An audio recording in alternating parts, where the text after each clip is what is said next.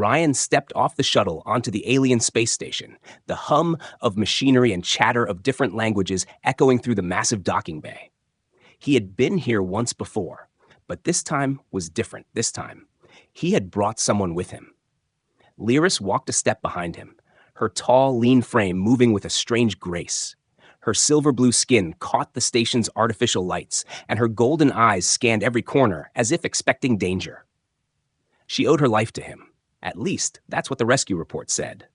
But Ryan wasn't used to thinking of anyone as owing him. He had just done his job.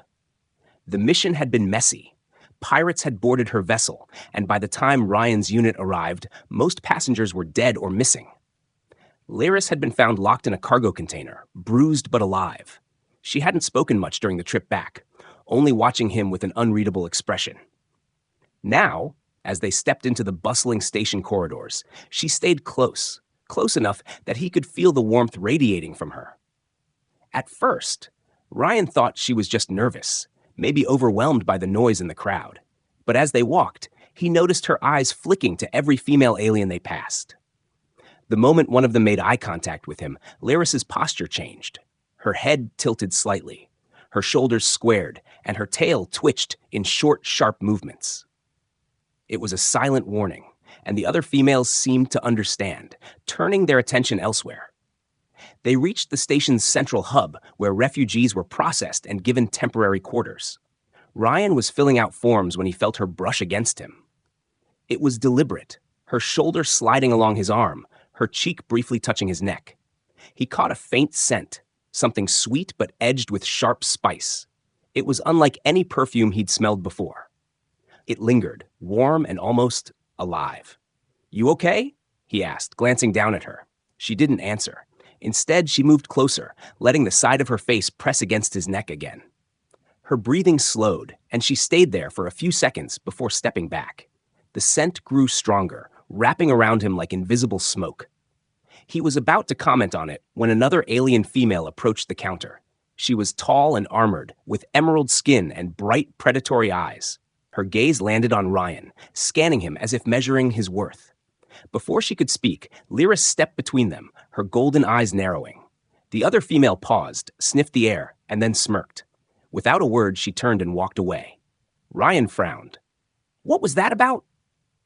Lyris looked at him, but didn't answer, only moving closer again as if nothing had happened. The strange scent on his skin was now impossible to ignore. It clung to his jacket, his collar, even the air he breathed. It wasn't unpleasant. Actually, it was kind of addictive.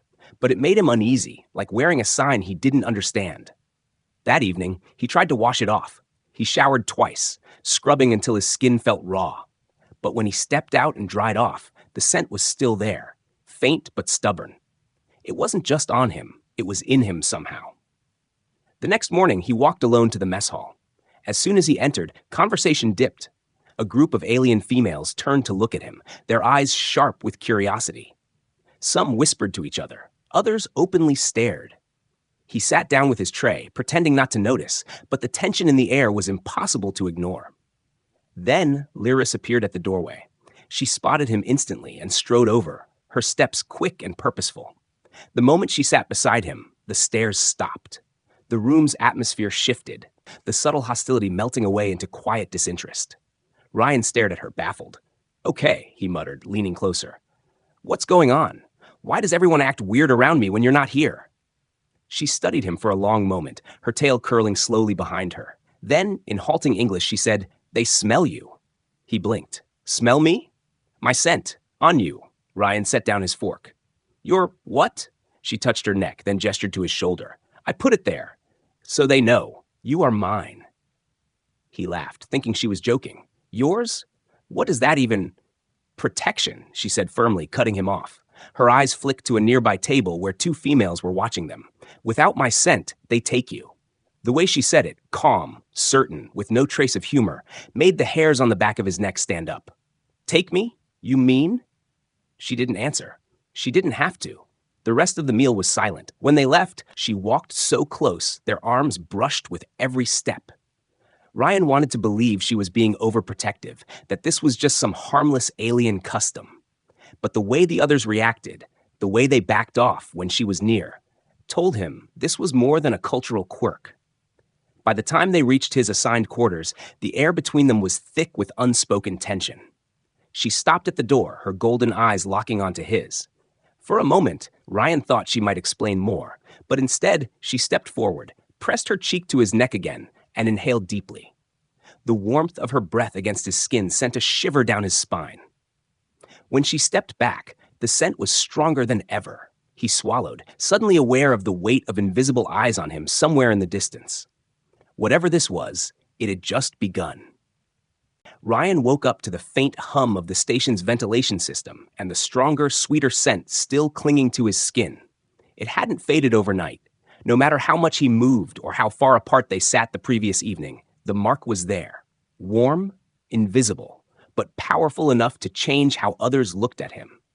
He found Lyris sitting cross-legged on the floor by the door, fully awake, her golden eyes fixed on the hallway beyond.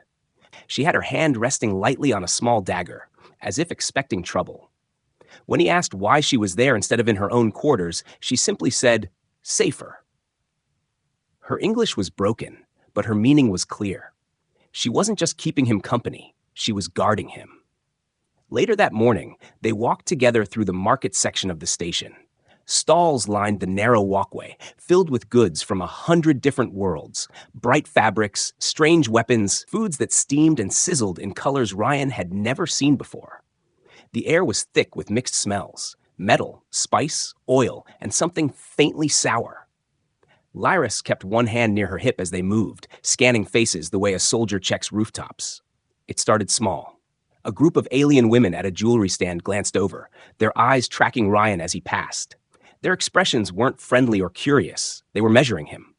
One of them, with smooth purple skin and high cheek ridges, whispered something to her friend and smirked. Ryan ignored it. He'd been stared at before on alien stations. But when he stopped to look at a vendor selling tools, 3 women approached directly. They didn't bother with greetings. One stepped close enough that her shadow covered his shoulder, tilting her head as if studying him. "You are human?" she asked in a slow, accented voice. Ryan nodded cautiously. "Yeah." Her eyes lit up in a way that made his stomach knot. "Rare here? Strong?" Before he could answer, another reached out and ran her fingers along the seam of his jacket sleeve. Her nails were slightly clawed, clicking against the fabric. "Good hands," she said softly, almost to herself. Ryan stepped back, but they followed. The first woman's smile widened. "Come, we." A sharp hiss cut through the air. Lyris appeared between them like a blade drawn from a sheath. Her body blocked him completely, her tail lashing once in warning. She spoke in her own language, short, clipped words that carried weight. The 3 women's smiles faded. One of them answered in the same tongue, her tone mocking, but Lyris's growl silenced her. Finally, the first woman turned her eyes toward Ryan again and said in accented common, "He's human. He's fair game." Lyris's head tilted, her golden eyes narrowing dangerously. She stepped forward, so close her forehead nearly touched the other woman's. Her voice dropped low, and Ryan didn't understand the words, but the meaning was clear. The air between them crackled with threat. The women backed off slowly, muttering in their own language before melting back into the crowd. Ryan let out a breath he didn't realize he'd been holding. "What the hell was that?" "They see no mark," Lyris said without turning to him. "They think they can take." He frowned. "I have the mark. You put it there." "They test me," she replied, finally meeting his eyes. "If I do nothing, they try again. Harder." He stared at her. "So this scent thing, it's not just for show. It's like claiming territory?" Her head tilted slightly, considering his words. "Yes, like that. Without it, you are unguarded, alone. And if you weren't here just now?" She looked back toward where the women had gone, her tail curling tighter. "Then they take you. Maybe sell, maybe keep." The casual way she said it made his stomach turn. This wasn't flirting. This was survival. He was a human male in a place where that meant something dangerous. They kept moving, but Ryan noticed how Lyris changed her behavior. She stayed even closer now, brushing her shoulder against his every few steps, as if reapplying the scent without drawing attention. Her eyes never stopped scanning, locking briefly on anyone who looked at him for too long. When they reached the end of the market, Ryan finally said, "You marked me to keep me safe." "Yes," she replied simply. "But why? You don't even know me." For a long moment, she didn't answer. Then she said, "You saved me. My life is yours. Your safety is mine." Her words were flat, certain, without hesitation. It wasn't romance or gratitude. It was duty, maybe even instinct. Back at the station's central hub, Ryan caught sight of the three women again in the distance. They were talking to others, pointing in his direction. One of them met his eyes and smiled faintly, not in friendliness but in promise. Lyris noticed too. She shifted closer until her arm brushed his, her scent sharp and warm against his skin again. Ryan didn't say anything, but for the first time since arriving, he understood the weight of what she'd done. She hadn't marked him to control him. She'd marked him because without her, this place would eat him alive. The news about the human spread faster than Ryan expected. Everywhere he went on the station, he felt eyes on him. Some looks were curious, some hostile, and some calculating. Lyris stayed close, her scent mark still strong, but it didn't seem to be enough anymore. The whispers in the corridors grew louder, and more than once, Ryan caught alien females staring at him with a hunger that had nothing to do with food. One evening, while they were in the station's dining hall, a sudden silence spread through the room. A tall alien female entered, her presence like a shadow that swallowed all noise. She wore armor decorated with silver markings and had a crest of black feathers along the back of her head. Her eyes locked on Ryan instantly, but she didn't walk toward him. Instead, she addressed Lyris directly in their language. Lyris stiffened, her tail curling tightly. She answered in short, tense words. Ryan couldn't understand, but the tone was clear. This was not friendly conversation. The armored female glanced at him, then laughed, a low, mocking sound that made Ryan's skin crawl. When the woman left, Ryan leaned closer. What did she say? Lyris's jaw tightened. She is from High House Vecra, strong clan. She says the mark is nothing unless defended. Defended? How? Combat, she said, looking him in the eyes. She challenges me. Ryan blinked in disbelief. Wait, she wants to fight you? For me? Yes, Lyris said simply. Winner keeps claim, loser loses all. The next day, Ryan found himself in a place he didn't want to be, the station's arena. It was a large circular space surrounded by high walls and metal railings. The air smelled of oil, dust, and something metallic. A crowd had already gathered, their voices mixing into a low roar of excitement. Some of them held banners or shouted the names of fighters. 2 guards blocked Ryan from leaving once he was inside. Can't I just say no to this? He asked them. They only stared at him in silence. When Lyris entered the arena, the crowd cheered. She wore light armor, her movements sharp and precise. Across from her stood the challenger from the night before, taller, broader, and clearly stronger. The announcer shouted something in the alien tongue, and the fight began. The challenger moved fast for her size, striking with heavy blows meant to overwhelm quickly. Lyris dodged and weaved, her tail flicking for balance. The sound of metal hitting metal rang through the air. Ryan gripped the railing, his chest tight. It wasn't just a fight, it was personal. The challenger's strikes were aimed to injure, to humiliate. Lyris answered with speed, slipping past each swing and landing sharp counterattacks. The crowd roared every time one of them landed a hit. Ryan found himself yelling before he even realized it. Move, Lyris! Behind you! She ducked under a sweeping strike, rolling to the side. The challenger pressed forward, but Lyris suddenly shifted her stance, letting her opponent overextend. In one smooth motion, she spun and struck the challenger's leg, sending her stumbling. The crowd's roar shifted to a mix of cheers and angry shouts. The challenger recovered quickly, her expression turning dark. She lunged, claws out, but Lyris caught her wrist, twisted, and slammed her to the ground. The sound of the impact echoed across the arena. For a moment, everything went silent. Then the announcer declared the fight over. Lyris stood over her fallen opponent, breathing hard, her eyes still blazing with the heat of battle. She looked toward Ryan, and for a second, there was no one else in the room. Slowly, she walked to him, ignoring the noise of the crowd. When she reached him, she spoke in a low voice only he could hear. You are mine now, until death. Ryan swallowed, unsure how to respond. The seriousness in her tone left no room for jokes. Whatever this bond was, it had just been sealed in front of hundreds of witnesses.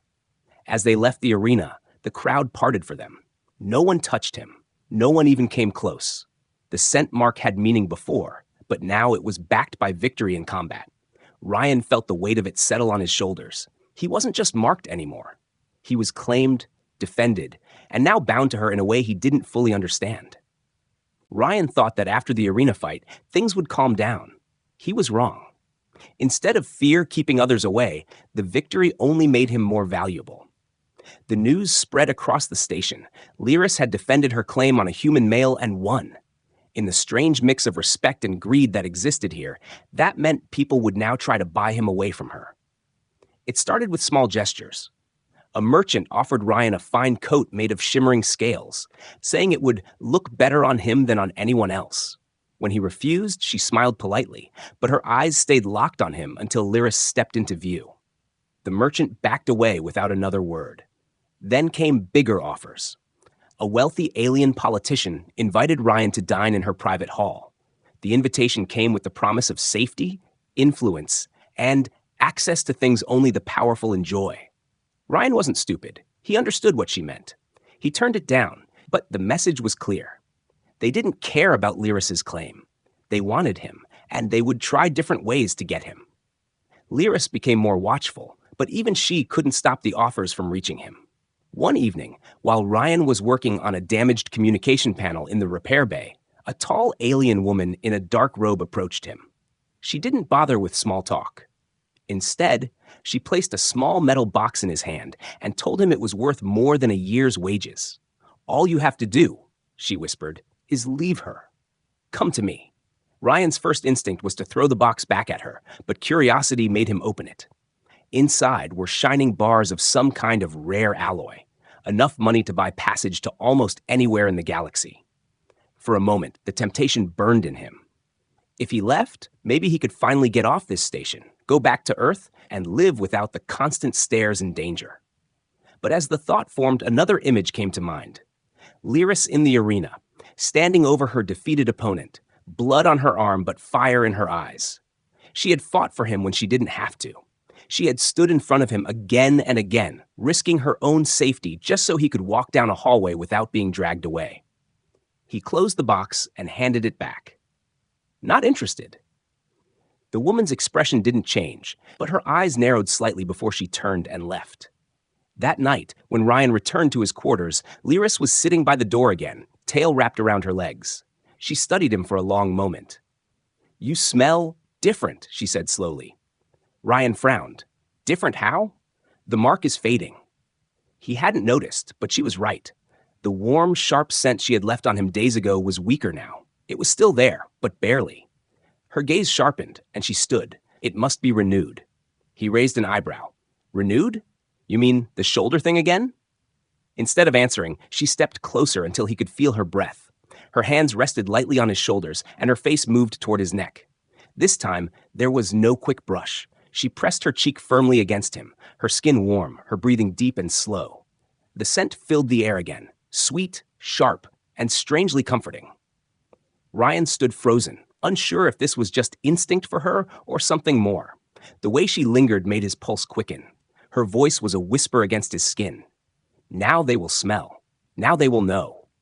When she stepped back, her golden eyes searched his face. There was no embarrassment, no shyness, only the same certainty she had shown in the arena. Ryan felt an odd weight in his chest.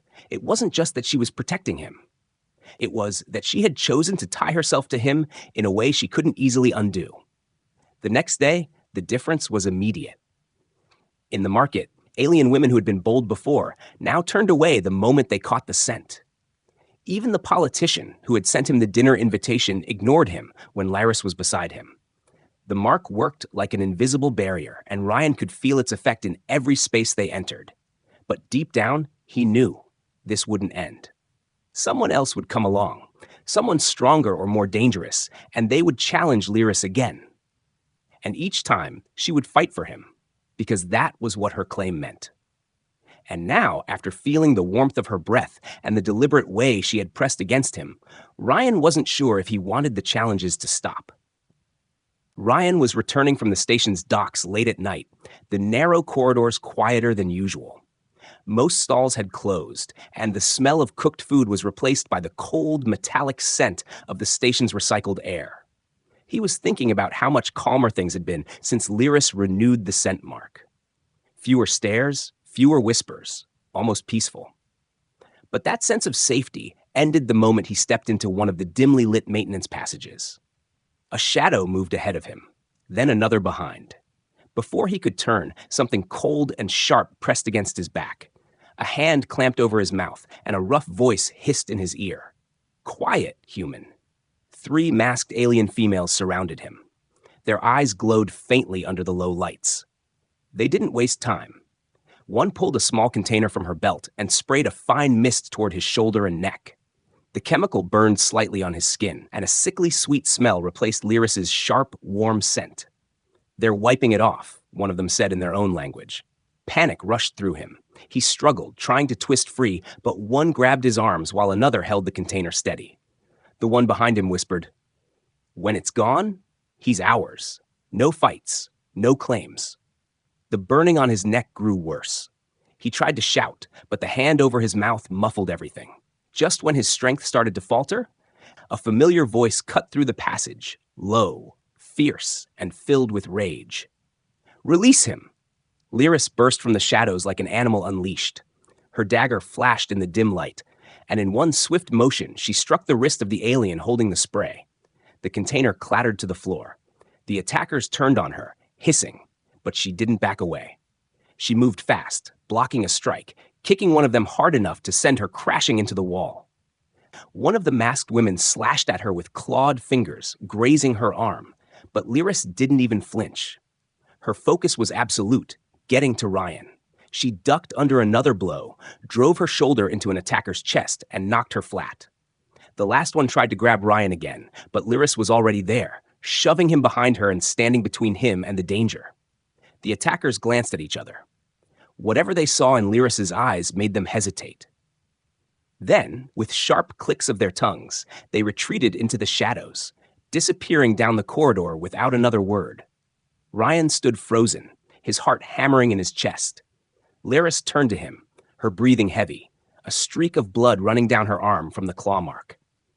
Without saying anything, she stepped closer and pressed her face to his neck. Her skin was warm and slightly damp from sweat, but her movements were slow, almost gentle. The familiar, sharp, sweet scent returned instantly, stronger than before, wrapping around him like invisible armor. She didn't move away until the scent was layered thick enough to overpower the chemical burn left by the spray. When she finally pulled back, her golden eyes searched his face. "They will try again," she said softly. "But they will smell me first." Ryan swallowed, still trying to steady his breathing.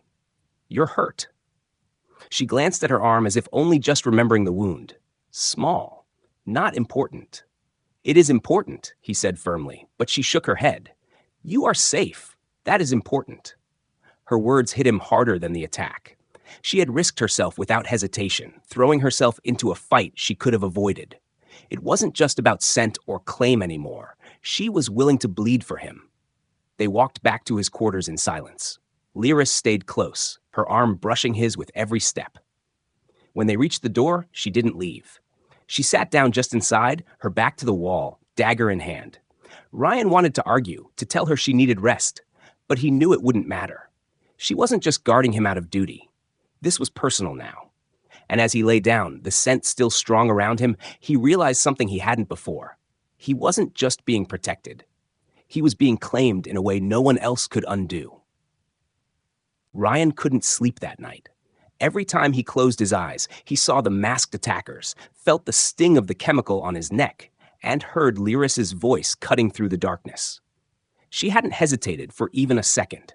She had fought like her life depended on it. But Ryan knew it wasn't her life she was protecting. It was his.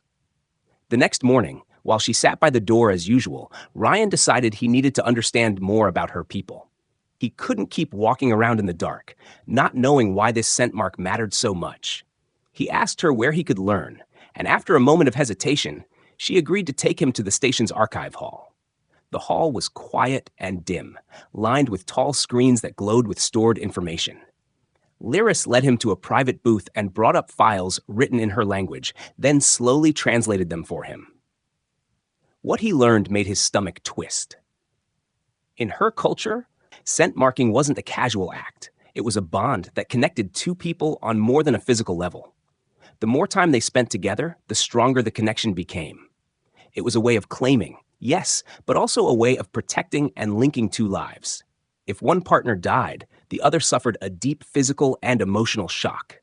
In some cases, the survivor didn't live long afterward. Ryan stared at the glowing text. So, you marked me without knowing if I even understood what it meant? Lyris's eyes didn't waver. I knew. Why? He asked quietly. She looked away for the first time, her tail curling around her legs. You saved me. I do not leave debts unpaid. I keep what I protect. Always. It wasn't the answer he expected. She hadn't done it because she thought of him as hers in a romantic way. She had done it because, to her, protecting someone was a promise that could never be broken. They left the archives and walked through the quieter sections of the station. Ryan found himself paying more attention to the people around them. Whenever someone's gaze lingered too long on him, he caught himself moving slightly closer to Lyris without thinking. He realized that he was starting to mirror her instinct, to stay close, to watch for threats. That evening, while repairing a broken power conduit in his quarters, Ryan heard a noise outside the door. A shadow moved under the crack, and his muscles tensed. He reached for the wrench in his hand like it was a weapon, but then the door opened and Lyris stepped in. She had been gone for less than an hour, but he felt a strange relief seeing her again. She noticed his reaction. You wait for me now, she said, almost as if testing the words. Ryan set down the wrench. Maybe I do. They ate together in silence, but it wasn't uncomfortable. Every now and then, her tail would brush lightly against his leg, and he knew it wasn't by accident. She was making sure her scent stayed fresh, strong enough to remind everyone, especially him, of the bond. Later that night, while Ryan was lying on the small cot, Lyris sat nearby, sharpening her dagger. The soft sound of metal against stone filled the room. Without looking up, she said, If I die, the bond will hurt you. He frowned. Why are you telling me that? You should know the risk. The pain, it can break you. Some do not survive it. The thought unsettled him more than he wanted to admit. He didn't want to imagine her gone. Didn't want to imagine what it would feel like to have this strange connection torn away. Then, I'll just have to make sure you don't die, he said, trying to keep his voice light. Her eyes met his, and for a moment there was no sound between them except the steady hum of the station's systems. We protect each other then, she said finally. From that night onward, Ryan found himself acting differently. When they walked through crowded areas, he stayed close enough that their shoulders touched. When someone stared too long, he stared back until they looked away. It wasn't just her protecting him anymore. He was watching her back too. He began to understand the truth of the scent bond. It wasn't about control. It was about connection, about choosing to stand beside someone no matter what came. And whether he wanted to admit it or not, Ryan had already made his choice. The tension on the station rose overnight. Whispers traveled faster than light, and Ryan could feel something building in the air like a coming storm. Lyris was sharper than usual, her golden eyes scanning every shadow. When he asked what was wrong, she only said, "A leader comes. She will not stop." That afternoon, the docking bay filled with noise as a group arrived. At their center was the clan leader Lyris had warned about. A tall, broad-shouldered alien female with silver armor polished to a mirror shine and markings on her face that showed her high rank. She walked with the confidence of someone used to getting whatever she wanted, and her gaze locked onto Ryan the moment she saw him. She spoke directly to Lyris in their language, her tone calm but filled with challenge. Ryan couldn't understand the words, but the meaning was clear when Lyris stepped forward, tail flicking, and answered with steel in her voice. The leader's smile widened, and she pointed to the arena. Ryan's stomach sank. "She's challenging you, isn't she?" Lyris nodded once. "Fight to the death. Winner keeps you, forever." The weight of the words made his chest tighten. He wanted to argue, to say he wasn't some prize to be won, but he saw the look in Lyris's eyes. Refusing wasn't an option in her culture. If she didn't fight, the leader would take him by force and kill her anyway. The arena was louder than it had ever been. Crowds pressed against the barriers, shouting in anticipation. Guards stood at every exit. Ryan tried to get closer to the edge, but two soldiers blocked his way. He could only watch as Lyris entered the ring, her light armor gleaming under the overhead lights. Across from her, the clan leader stood like a wall of steel, armed with a heavy blade and a cruel smile. The announcer shouted something, and the fight began. The leader attacked first, swinging her blade with crushing force. Lyris dodged, the edge passing so close it sliced a strand of her hair. She countered with quick slashes of her own dagger, but the leader's armor turned most of the strikes aside. Ryan could see Lyris's speed was her only advantage. If the leader caught her even once, it would be over. The crowd roared as the leader pressed forward, driving Lyris back step by step. Each clash of metal rang in Ryan's ears. His fists clenched so hard his knuckles ached. "Come on, Lyris," he muttered under his breath. A sudden strike from the leader caught Lyris on the side, cutting through her armor and drawing blood. Ryan's heart lurched. She stumbled, but instead of retreating, she used the momentum to roll away, putting space between them. Her breathing was heavy, but her eyes burned with defiance. The leader advanced again, confident she had the fight under control. She raised her blade for a killing blow, only for Lyris to step in close at the last second, dodging under the swing and driving her dagger into a gap in the leader's armor. The crowd gasped as the leader staggered, blood spreading across the silver plates. Lyris didn't hesitate. She struck again, a quick, precise blow that sent the leader crashing to the ground. The arena went silent, except for the sound of her breathing. For a long moment, no one moved. Then the announcer shouted the result, and the noise exploded, some cheering, others jeering, but none daring to challenge the outcome. Lyris stood over her fallen opponent, chest rising and falling, then turned toward Ryan. She walked to him slowly, the crowd parting as if afraid to touch her. When she reached him, she didn't just reapply the scent mark. She stepped close, placed her hands on either side of his face, and pressed her cheek to his neck in a way that was deeper, longer, and more deliberate than ever before. The scent burned warm into his skin, stronger than it had ever been. The crowd reacted instantly. This was more than a mark. It was the full bonding ritual. Public. Unbreakable. Everyone watching now knew that taking him would mean war with her. When she pulled back, her golden eyes met his. "Now no one will come for you," she said softly. Ryan didn't move away. For the first time since all of this began, he understood exactly what it meant. And he didn't feel trapped. He felt chosen. He placed a hand on her shoulder, meeting her gaze with the same certainty. From that day forward, whenever another female caught his scent, they stepped aside. They didn't challenge. They didn't approach. The message was clear across the station. This human belonged to Lyris, and he was proud of it.